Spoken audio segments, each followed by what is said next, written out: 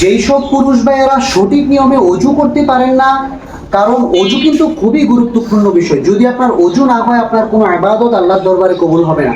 তাই আপনাকে সঠিক নিয়মে অজু করতে হবে। চলুন আজকের ভিডিওর মাধ্যমে আমার এই ছাত্র মাধ্যমে প্র্যাকটিক্যাল ভাবে দেখিয়ে দিই কিভাবে আপনারা অজু করবেন। প্রথমেই আপনারা বিসমিল্লাহ বলে নেবেন বসে। তারপর আপনারা এই আঙ্গুল দ্বারা মেসওয়াক করবেন। যদি আপনাদের মেসওয়াক না থাকে, আর মেসওয়াক থাকলে ডান দিক থেকে শুরু করবেন। তো আঙ্গুল দ্বারা হালকা একটু মেসওয়াক করে নাও। বাস বাস হালকা একটু ডলা দিয়ে আনো দাঁতগুলোকে সুন্দর করে। মুখের ভিতরে পানটা অনেক বৃদ্ধ বাবা যেটা খায়, খেয়ে আপনারা ভালোভাবে একটু বসা দিবেন যাতে পানের চিপড়ি চুপড়ি সব কিছু ফেলে মানে ইয়ে হয়ে যায়, মুখ থেকে বের হয়ে যায়। অল্প পানি দ্বারা অজু করতে হবে, বেশি পানি অপচয় করা যাবে না, কারণ বেশি পানি অপচয় করলে সে হবে শয়তানের ভাই।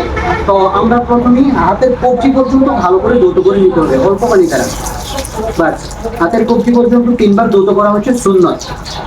তারপরে মুখের ভিতরে পানি নিয়ে গড়গড়া সহকারে কুলি করতে হবে। হ্যাঁ, মুখে পানি নিয়ে গড়গড়া সহকারে কুলি করো। একবার, 2 বার। খেয়াল করুন কিভাবে করতেছি গড়গড়া সহকারে কুলি। রমজান ছাড়া আপনারা সবসময় গড়গড়া সহকারে কুলি করবেন, আর রমজানে গড়গড়া করা যাবে না। বাস আমাদের 3 বার কুলি করা শেষ। এখন 3 বার নাকে পানি দিতে হবে। অনেক দর্শক আছেন সঠিক নিয়মে কিন্তু নাকে পানি দিতে পারেন না, কারণ সঠিক নিয়মে যদি হাড্ডি পর্যন্ত আপনাদের নাকে পানি না পৌঁছায় তাহলে কিন্তু আপনাদের ওজুটা নষ্ট হয়ে যাবে। একেবারে হাড্ডি পর্যন্ত সুন্দর করে নাকে পানি পৌঁছে যাবে। অল্প পানি দাও।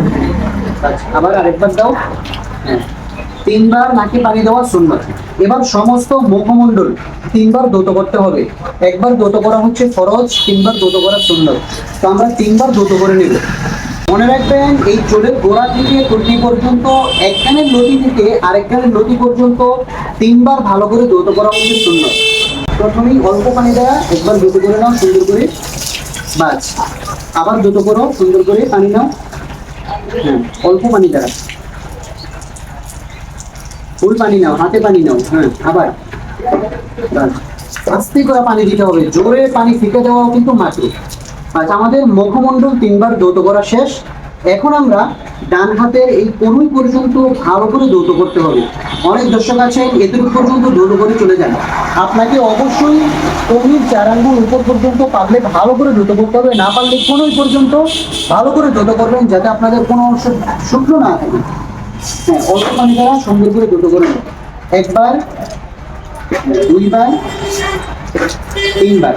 বাস কোনো অংশ যাতে শুকনো না থাকে। এবার বাম হাতের কোমর পর্যন্ত ভালো করে 3 বার ধৌত করব। বাস আমাদের বাম হাতের কোমর সহ সুন্দর করে ধৌত করা হয়ে গেল।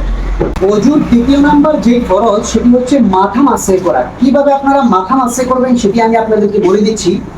এইখানে 2 আঙ্গুল চাপ দিয়ে ধরো এভাবে। হ্যাঁ, এই 3 আঙ্গুল এবং এই 3 আঙ্গুল, এই 6 আঙ্গুল দ্বারা এভাবে টান দিতে হবে। সুন্দর করে টান দাও।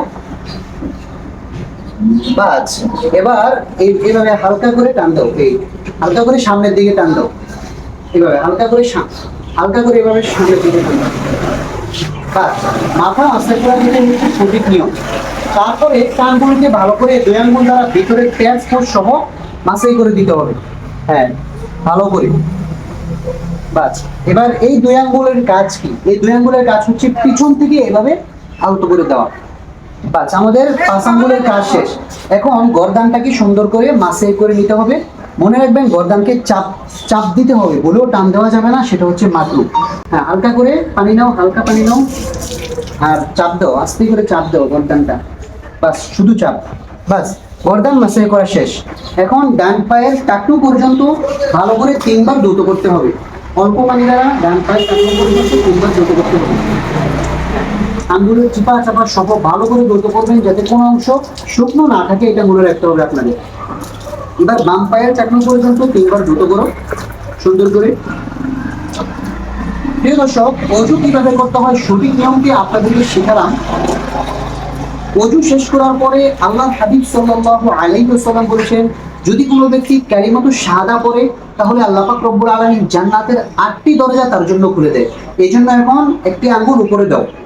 বাস এবার কালিমাতু শাহাদা, আশহাদু আল্লা ইলাহা ইল্লাল্লাহ ওয়াহদাহু লা শারীকা লাহ ওয়া আশহাদু আন্না মুহাম্মাদান আবদুহু ওয়া রাসূলুহু আল্লাহুম্মা জাআলনি মিনাত তাওয়াবিন ওয়া জাআলনি মিনাল মুতাতাহহিরিন। এইভাবে করে যদি আপনারা ওযুটা করতে পারেন, যে কোনো ইবাদত আপনার আল্লাহর দরবারে কবুল হওয়ার গ্যারান্টি 100% ইনশাআল্লাহ।